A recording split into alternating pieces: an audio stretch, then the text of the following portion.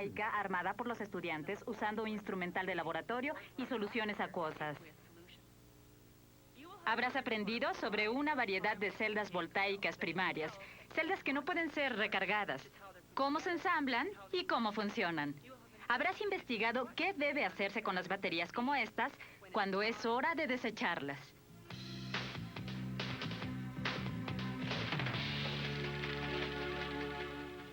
Saben, como padre he aprendido el valor de leer las letras pequeñas. Baterías no incluidas. De otro modo, las celebraciones navideñas en mi casa serían aún más caóticas de lo que ya son. Y por eso tengo muchas pilas alrededor.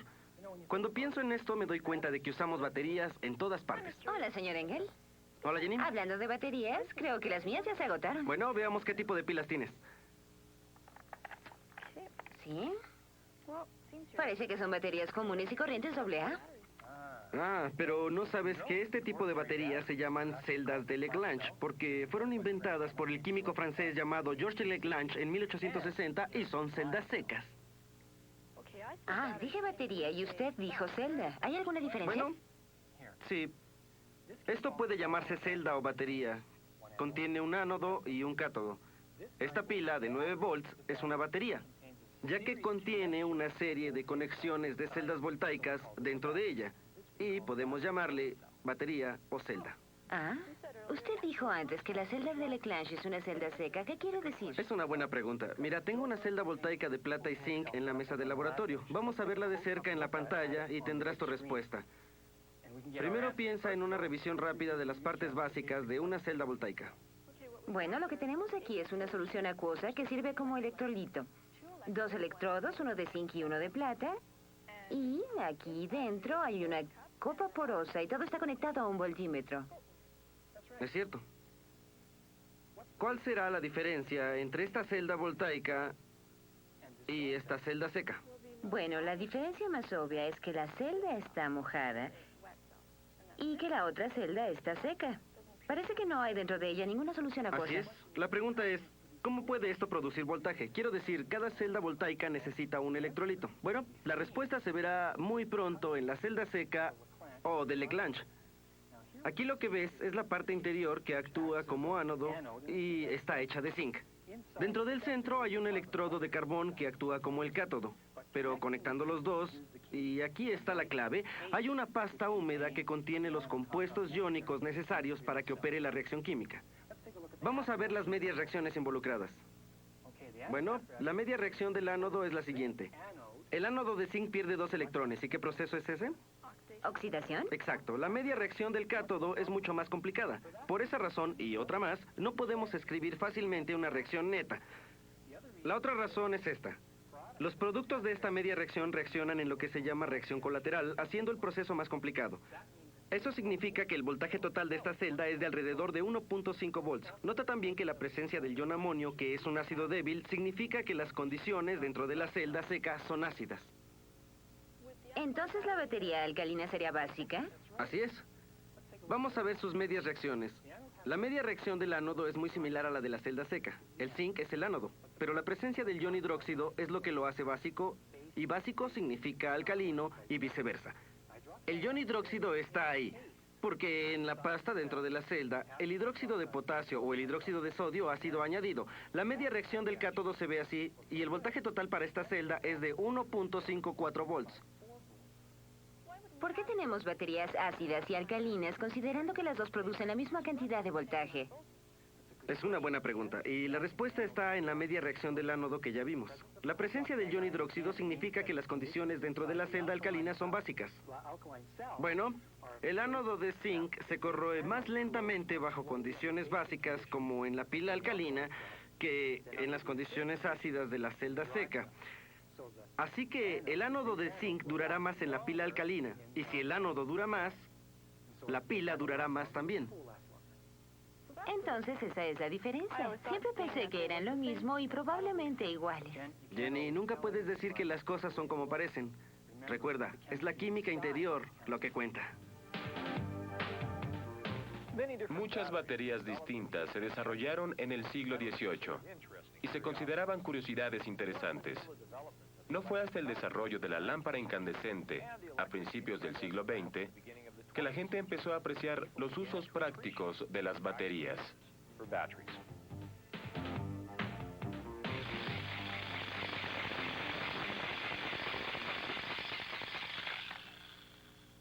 Parece que la batería se está acabando.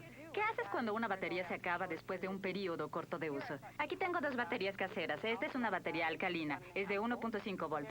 Si la medimos en el voltímetro, registrará 1.5 volts. Está casi nueva. Ahora, esta ha sido usada por un tiempo. Vamos a medir su voltaje. Muestra menos de 1.5 volts. Esta es una celda seca o una batería de Leclanche. ¿Qué hacemos? ¿Compramos nuevas baterías o desarrollamos una batería mejor? Puedes encontrar una variedad de celdas primarias o pilas en el mercado, pero la tecnología de las baterías está avanzando rápidamente y también encontrarás un número mayor de tipos alternativos de baterías. Sus diferentes productos químicos hacen diferencias en su costo y su efectividad. Por lo tanto, los consumidores comprarán cierto tipo de baterías dependiendo de sus necesidades. Por ejemplo, las celdas de zinc, carbón, funcionan bien para aplicaciones de baja corriente como las luces del flash, y los relojes para las celdas alcalinas trabajan mejor para aplicaciones de alta corriente como las grabadoras o los reproductores de discos compactos. Ah, hola Paul. ¿Tienes una batería de tipo litio en tu cámara? Las baterías de litio son buenas para las aplicaciones de alta tecnología, como el autoenfoque de tu cámara y el fotoflash que usaste para tomar mi fotografía. Otros tipos de baterías son la batería de zinc aire. Esta es ideal para los audífonos y los beepers. Tú tienes un audífono con una batería de zinc aire. ¿Por qué estás usando ese tipo de batería? Usualmente utilizo el aparato de audición todo el día y a veces en la noche. Así que necesito una batería que dure mucho tiempo. De acuerdo, hay mucha demanda en baterías. Diferentes tipos de baterías para diferentes necesidades. Esta batería es muy pequeña. Vamos a ver, ¿puedes sacar la batería para que veamos cómo es la batería de zinc aire? Sí. Es muy pequeña. Las diferentes marcas de aparatos para audición tienen distintas baterías. Vamos a ver la química de esta batería de zinc aire. Miren la pantalla. Este es un diagrama en que se muestra una sección transversal. La parte externa de la batería está encasillada en una lata de níquel y acero. Esto le ayuda a resistir la corrosión. El interior está lleno de una solución electrolítica de hidróxido de potasio.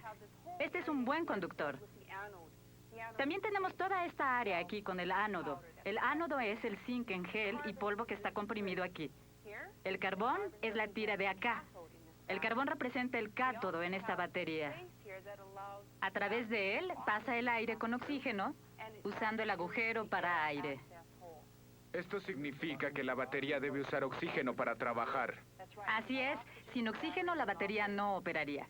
Vamos a ver la química de la batería. En el ánodo tenemos el zinc reaccionando. En el cátodo tenemos el oxígeno reaccionando. Después de balancear los electrones, podremos obtener una reacción neta con dos átomos de zinc y oxígeno. Por eso se llama batería de zinc aire, para producir los óxidos de zinc. El voltaje neto es 1.40 volts cuando la batería descarga. Recuerda que para que funcione necesitamos oxígeno, así es que vamos a ver la batería. Si removemos esta tapa, podemos ver el cátodo de carbón y el agujero para aire. La batería de zinc aire es muy pequeña, pero si usamos una batería de otro tipo y la hacemos pequeña, no nos dará el mismo rendimiento. Vamos a ver las gráficas.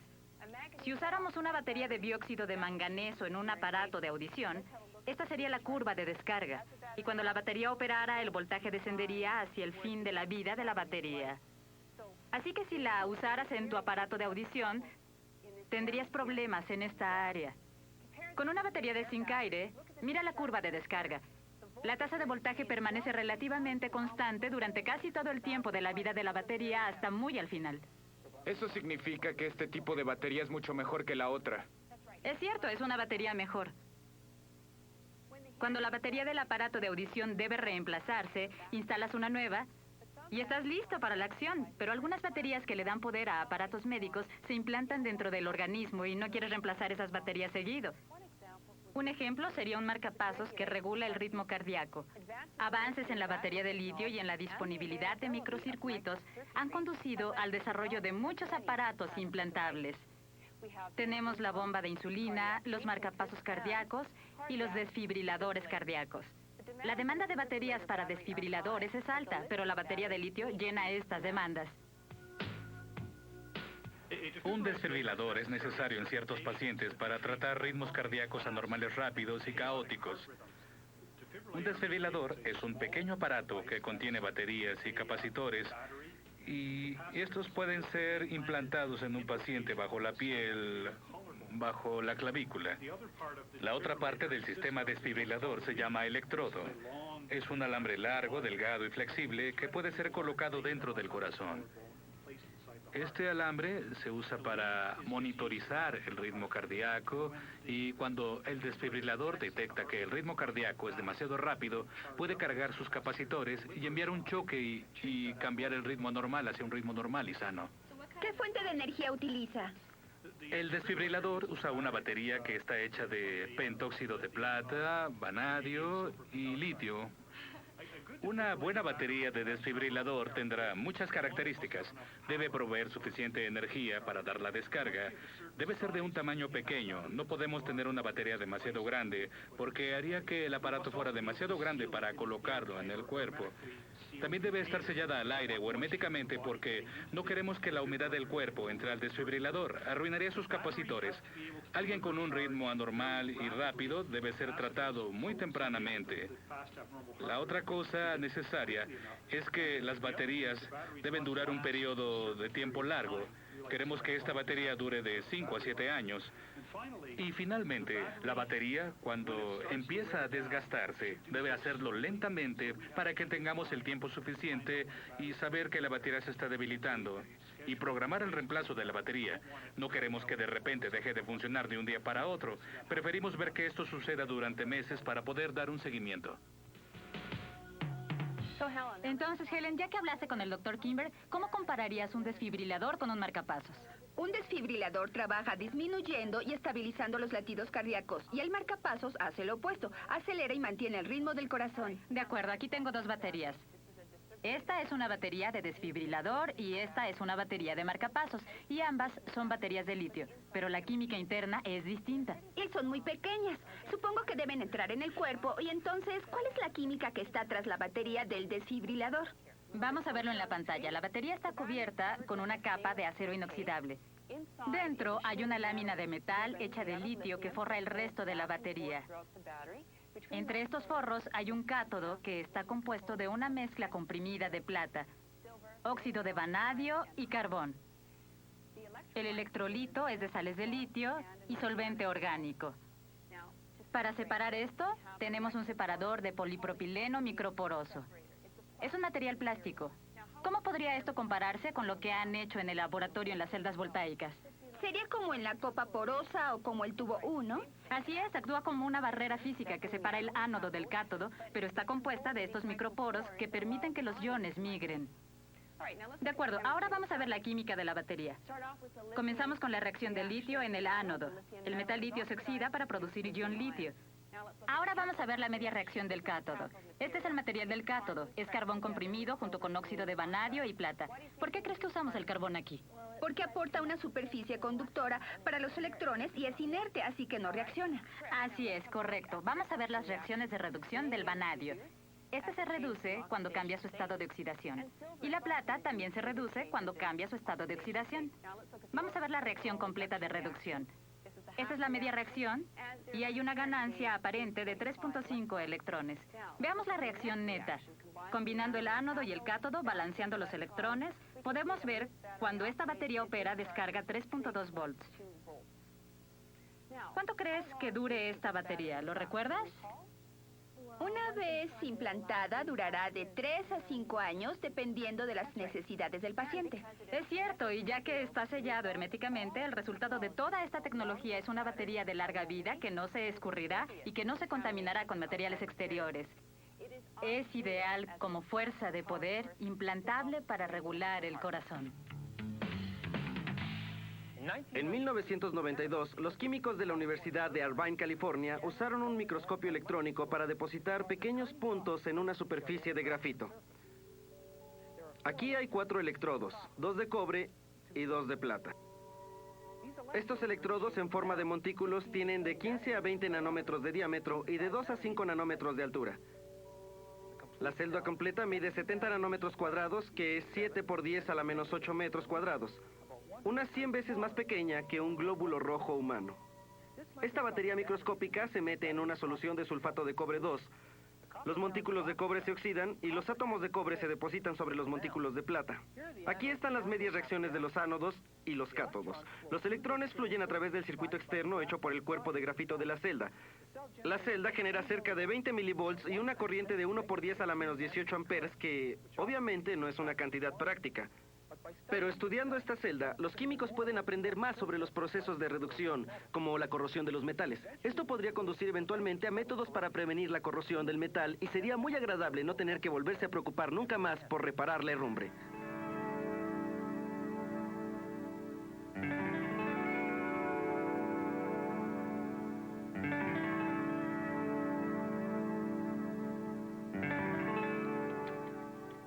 Tengo una pregunta. Hola, Jenny. Estaba esperando que lo dijeras. Bueno, pues ya está. Bien. ¿Cómo es que esta batería provee tanto voltaje como la del reproductor de discos compactos, que es de solo 1.5 volts? Bueno, es una excelente pregunta. Mira el uso típico de las baterías, como las de las celdas secas o esta pila alcalina. Es el de una celda sencilla. ¿Quieres decir que tiene un solo ánodo y un solo cátodo? Sí, un solo ánodo y un solo cátodo. A diferencia de esta pila de aquí, que de hecho tiene 6 celdas separadas. Tengo un pequeño diagrama al que puedes referirte. Esta es una celda seca típica. Puedes ver el casquillo de zinc, que de hecho es el ánodo, y hacia el centro tenemos este electrodo de carbón, que es el cátodo. Imaginemos que la encogemos a este tamaño. Vamos a ver, y esencialmente lo que tenemos es la misma cosa. Hay un ánodo de zinc, y aquí en el extremo superior podemos ver el cátodo de carbón. En la cima de esta celda vemos otra y otra y otra más. Entonces, básicamente, una batería de 9 volts está hecha de 6 de 1.5 volts. Exactamente. 6 baterías de 1.5 volts conectadas en serie para producir 6 veces el voltaje que cada una de ellas produciría separada. Y por eso esta pequeña batería es suficiente para aplicaciones como un detector de humo. Bueno, vamos a probar el detector de humo. Ujú. Sí. Solo pon la batería en su lugar y si funciona, seguramente sonará así. Cielos. Bueno, ahora que vimos cómo la pila comercial funciona, vamos a ver cómo podemos construir una batería de 9 volts usando el equipo común de laboratorio. Cuando se inicia un fuego, el detector de humo puede salvar vidas.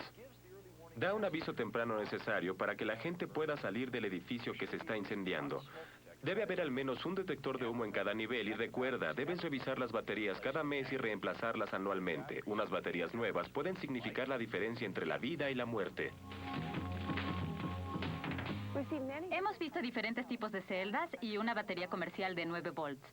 Vamos a hacer nuestra propia batería de 9 volts en laboratorio. Para ayudarnos a ilustrarlo, veremos esta batería hecha de celdas conectadas en serie que genera un voltaje equivalente a la suma total de los voltajes de las celdas individuales. Esta es una muestra de batería de 9 volts. Vamos a hacer 6 celdas como esta en serie. Y le he dado a Helen la tarea de hacer un diseño usando los compuestos de laboratorio. ¿Qué tal vas, Helen? Muy bien. Me dio algunos materiales de laboratorio y tengo 4 electrodos para escoger y 4 electrolitos también para escoger. Bueno, entonces de esta combinación de electrodos y electrolitos debes armar una celda, multiplicarla por 6 y obtener 9 volts. ¿Cuáles fueron tus primeras elecciones? Mi primera elección fue zinc y cobre. Bien. Para el cobre, el potencial eléctrico fue 0.34 volts. ¿Sí? Y para el zinc, el potencial eléctrico era menos 0.76 volts, así que la diferencia eléctrica de potencial fue 1.10 volts. Bueno, entonces si tienes 6 de estas, ¿cuál sería el voltaje de tu batería? 6.60. No es suficiente, ¿verdad? Queremos 9 volts. ¿Cuál fue tu siguiente elección? Mi siguiente elección fue cobre y fierro. Para el cobre hay un potencial eléctrico de 0.34 volts y para el fierro menos 0.45 volts. Bueno, ¿Y la diferencia entre ellos? Es 0.79 volts. Bien, conectándolos en una serie de 6, ¿cuál es el voltaje de la batería? Nos da 4.74 volts. 4.74 volts. Incluso menos que antes. Sí. He notado que cuanto más cerca están en la tabla, menos volts nos dan. Así que decidí escoger los que estaban más separados entre sí en la tabla. Bueno, ¿y qué fue lo que escogiste? Los últimos que escogí fueron fierro 3 y zinc. Ahora, cuando usas el ion férrico se produce el ion ferroso positivo, no se produce un metal. Cierto. Entonces debes usar otro electrodo. ¿Por qué escogiste el carbón? Porque es un electrodo inerte. Bien, entonces conducirá, pero no reaccionará. Sí. De acuerdo, entonces el voltaje para el férrico, o sea, el ion de fierro 3, es 0.77 volts y menos 0.76 volts para el zinc. ¿Y la diferencia es? 1.53 volts. Bien. Y si conectas esto en una serie 6, ¿cuál es tu voltaje total? 9.18 volts. Muy bien, 9.18 volts. Estamos listos. Tendremos nuestra batería de 9 volts. Entonces, adelántate y haz tu experimento. Sí. Ahora vamos a ver el diseño de Helen y su equipo. Ella escogió un matraz y dentro de este matraz puso su taza porosa y colocó electrolitos en cada uno. En la taza porosa tenemos una solución de nitrato de fierro 3 y en el matraz tenemos una solución de nitrato de zinc. Para los electrodos, el zinc fue su elección y el otro electrodo es carbón. En cada uno de estos matraces hay una serie de alambres conectando el ánodo con el cátodo y 6 de estas celdas están en serie para hacer su batería de 9 volts. Vamos a ver qué tan exitosa fue su batería. Bueno, Helen, parece que tienes todo conectado ya. Sí, tengo el electrodo de zinc en la solución de nitrato de zinc. El cátodo de carbón está en la solución de nitrato de fierro 3. Y el ánodo de zinc está conectado a las siguientes celdas con el cátodo de carbono y así sucesivamente, cada celda simple en la serie. Muy bien. Creo que lo que tenemos que hacer ahora es conectarlas al voltímetro Muy bien. y leer el voltaje. Bueno, ya está conectado. ¿Sí? ¿Cuál es la lectura? Esta es la línea superior y va de 0 a 30. Está un poco por debajo de 10. O sea que es de cerca de 9.18, así que funcionó. Bien. Buen trabajo. Tienes una batería de 9 volts funcionando. Ahora haremos la última prueba. Saqué esta batería de 9 volts del detector de humo y ahora voy a conectar el detector a tu batería de 9 volts. ¿Lista? Solo quitaré esto de aquí y moveré esto. Bueno, desenreda esos alambres para poder hacer la conexión. Listo. Yo haré la otra. Ajá. Bien. De acuerdo. Ahora voy a presionar el probador. Veamos. Ajá. ¡Ah, sí funciona! ¡Funciona! Ya deténganla. De acuerdo. Listo. Una batería de 9 volts. Buen trabajo. Un problema con los autos es que no duran para siempre. Eventualmente se descomponen y uno tiene que tirarlos. El metal de los automóviles ha sido reciclado durante años, pero solo en la última década ese reciclaje se ha utilizado para otras cosas. Mucha gente hoy está consciente de la necesidad de deshacerse de la basura de modo apropiado, pero ¿cómo debe uno deshacerse de las baterías en lo que respecta al ambiente? La industria de las baterías ha hecho un progreso ambiental al eliminar el mercurio de las baterías alcalinas y al detener la producción masiva del óxido de mercurio en estas pilas. De acuerdo al Instituto de la Universidad de Waterloo de Investigación sobre Riesgos, no hay un riesgo significativo para el ambiente al desechar las baterías alcalinas o de zinc carbón en los terrenos o en los incineradores. Pero estas pilas contribuyen al problema de la basura sólida. Las baterías contienen zinc, hierro, carbón y manganeso. La industria está buscando la forma de recuperarlas y reciclar estos materiales. Las baterías recargables, que son celdas secundarias y no primarias, deben desecharse de modo distinto. Si contienen plomo o cadmio, esto incluye a las baterías de los autos y a las baterías de níquel cadmio o NiCads, por la toxicidad de estos metales, las baterías deben de ser recicladas a través de un programa de recolección municipal o un centro de reciclaje para baterías. No deben de ser desechadas con la basura común. Esta ecoestación acepta todo tipo de baterías húmedas o baterías secas.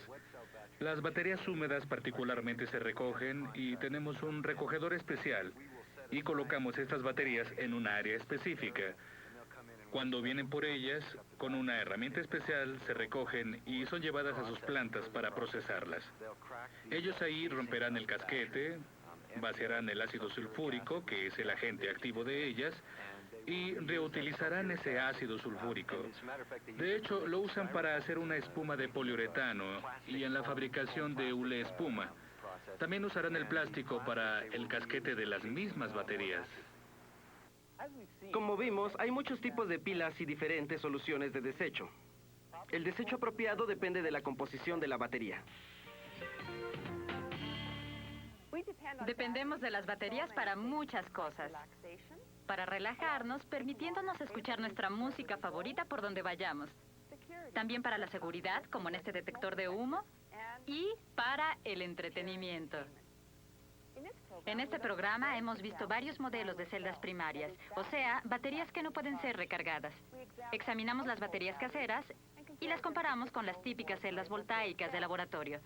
Descubrimos que cada celda tiene un ánodo, que es el agente reductor, y un cátodo, al igual que un electrolito que contiene al agente oxidante. Voltaicas en serie en el laboratorio con equipo sencillo, obteníamos una batería similar a las comerciales de 9 volts, y aprendimos que los diferentes tipos de baterías tienen distintos métodos de desecho. Aunque solo algunas personas dependen de las baterías para vivir, para todos nosotros sería difícil vivir sin ellas. Ahora veremos... ay, no, eso ya lo vimos.